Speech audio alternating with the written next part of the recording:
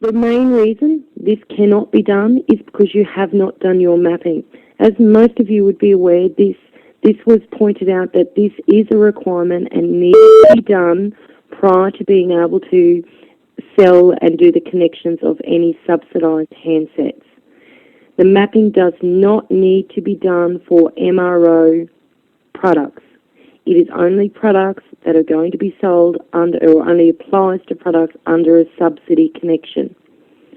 Whilst it may appear as a manual, laborious task initially, it is only a one-off.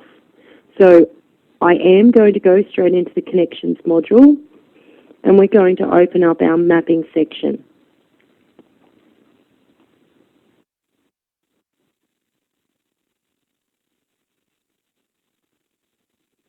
Down to our data maintenance, down to the bottom to our handset mapping.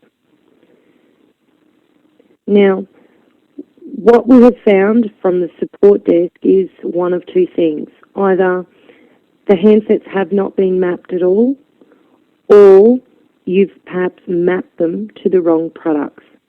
So when we talk about mapping, we select the handset that we need to work with. In my case, I'm just picking a straightforward product. Select your product and click on Edit Product. This is going to display one of two things to you.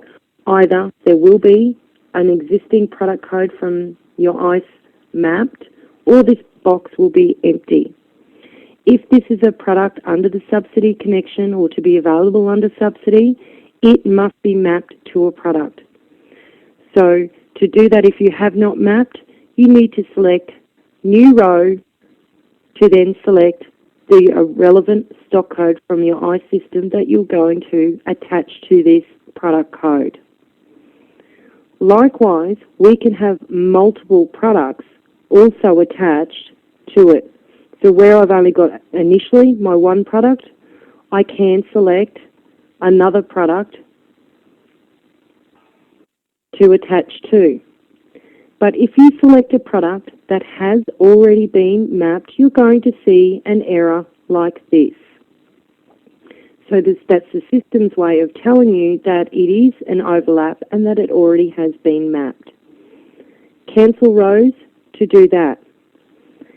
Let's say you've perhaps selected another product and you found that you quite clearly made a mistake. You need to delete the mapping. Select that product, edit product, and you can simply hit delete row. Deleting the row is going to ask you, are you sure you wish to delete this mapping? Yes, no, okay, and apply all changes. That has now removed the mapping attached to that handset. If it was a case that you'd mapped to the incorrect handset, now it would be a case of selecting your correct handset and repeating the process. New row, select your product, and apply your row. Apply all changes. And now that would be correctly mapped. So if mapping is causing any problems for you when you do get to connections, that is what has occurred. You either have not mapped the product, excuse me, or you have not mapped to the correct product. So which means you need to delete it from the incorrect product and then select the correct handset and remap it to that one.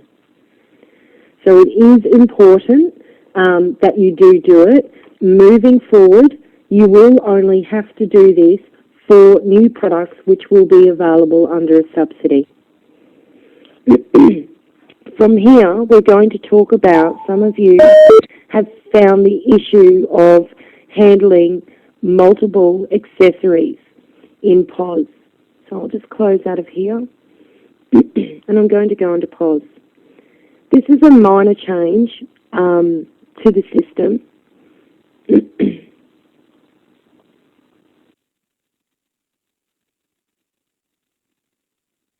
And it helps if we enter our access code correctly. Okay, previously, when we were selling out accessories, we were either to, whether we were scanning the product or manually selecting, we were selecting our accessory, and we were able to have multiple quantities on the one product line. Now, when it's going to be used for an ARO connection, you do need to insert multiple lines or scanning the product for multiple entry to enter those accessory items. If you fail to do it by the individual lines, the ARO connection component for the mobile accessory that's been flagged in the inventory master file will not generate correctly. So you need to ensure that you're entering your transactions individually. Obviously, if we were doing a true ARO in this situation, it would be a case that I would have a mobile phone also attached and we'd go straight into our connections module. So we'll cancel out of that one, and I'll just cancel this sale. Now, in talking about items that are accessories that are to be available for this new ARO, accessory repayment option, as we all know, they're broken into two bundles. We have a $120 tier bundle and a $240 tier bundle. If at the point of entering your mobile product, which is entered under an MRO, which is the only way that an ARO is possible, is when it is accompanied by an MRO. If the ARO tiering is not activating or opening, it is due to the fact in your inventory master file for each of those inventory items that you have not flagged them as a mobile accessory. So for all moving forward also, all new accessories as they come in, they too need to be flagged as a mobile accessory where they're going to be or used and included for an ARO. However, you can set your system up to ensure that you don't need to physically remember that every time you're creating a new accessory item. You can have the system remember for you by going through your inventory setup types. Admin, setup, inventory, inventory types. In here you'll find obviously all of our different types of inventory types. All you need to do, come on, select the inventory types that are applicable to your accessories. Find one that's semi-related. And we have a new tick box, the mobile accessory. So for all of your accessory items, if you tick that to yes, moving forward each and every time that you create a brand new inventory item in Inventory Master File, any products that are attached to your selected inventory types and where you have checked this new checkbox, it will automatically default to mobile accessory by the time you get to the sales details, sub-parts details tab. That will be checked for you. Now what has happened since our IOIC conversion is when we're talking about accessories is some of you have come across the issue when you're trying to do a return on mobile accessories.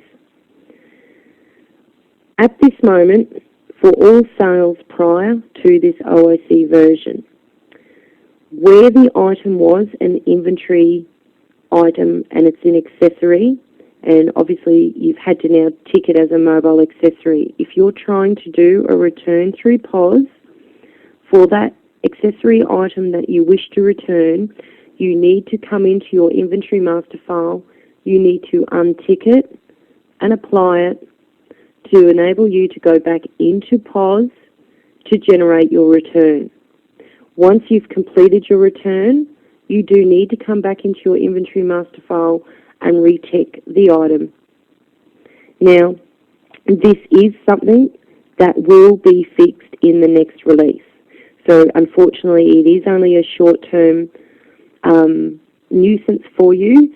However, it is only applicable to those POS accessory return items prior to this OIC version. The next area that has caused a little bit of confusion is all about the new way of doing your MRO tier selection. First of all, we'll go back straight into the connections module.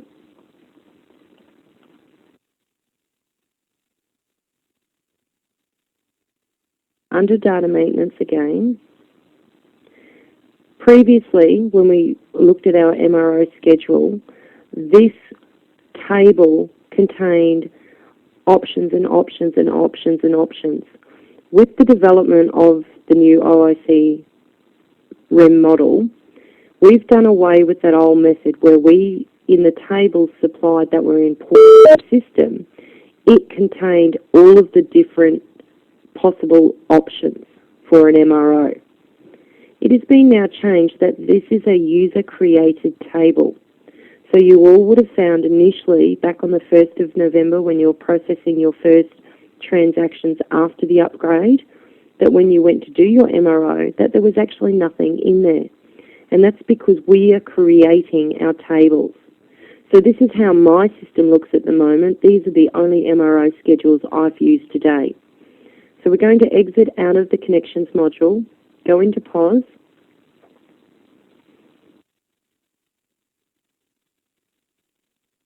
log back in. Now, if I was to be doing a stock standard sale,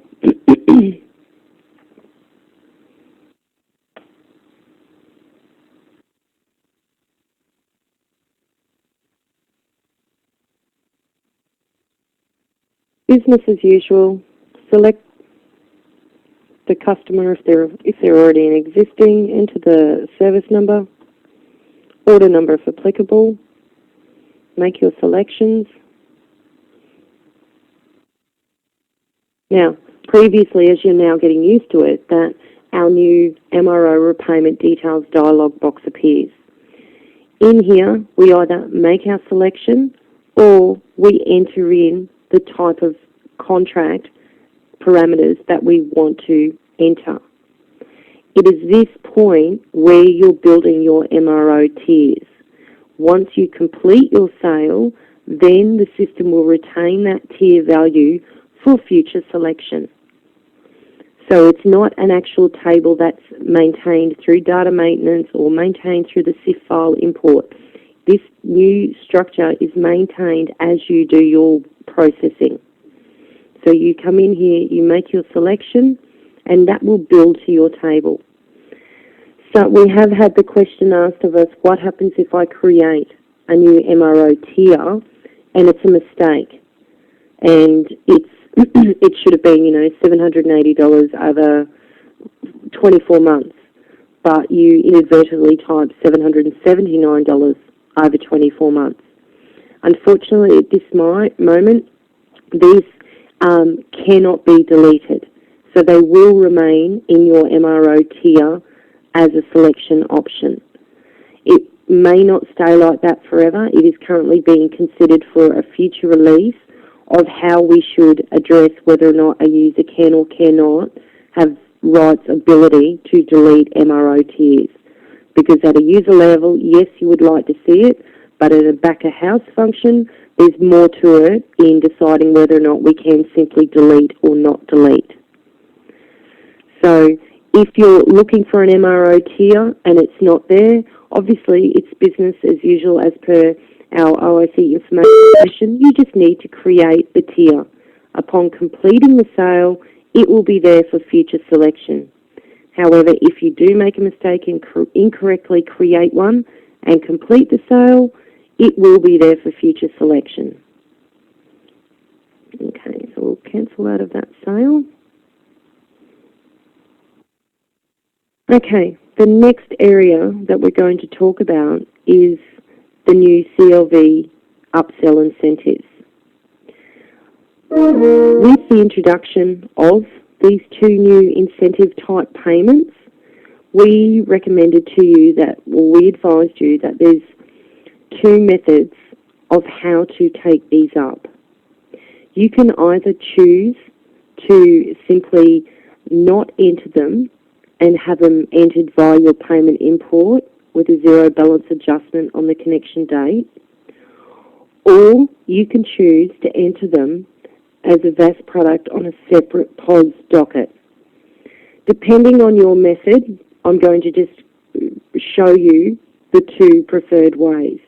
Why do we recommend to do it on a separate POS docket? Purely because of the aesthetics and what is printing out on the receipt. The fact that it is stating the words upsell, etc., it's not really something that you want your customers to see, we don't believe, on their receipt. However, if you're happy to do that, there's absolutely no reason why you can't process it at the point of the POS sale. But we would recommend, as I said, to do an additional or a separate POS entry.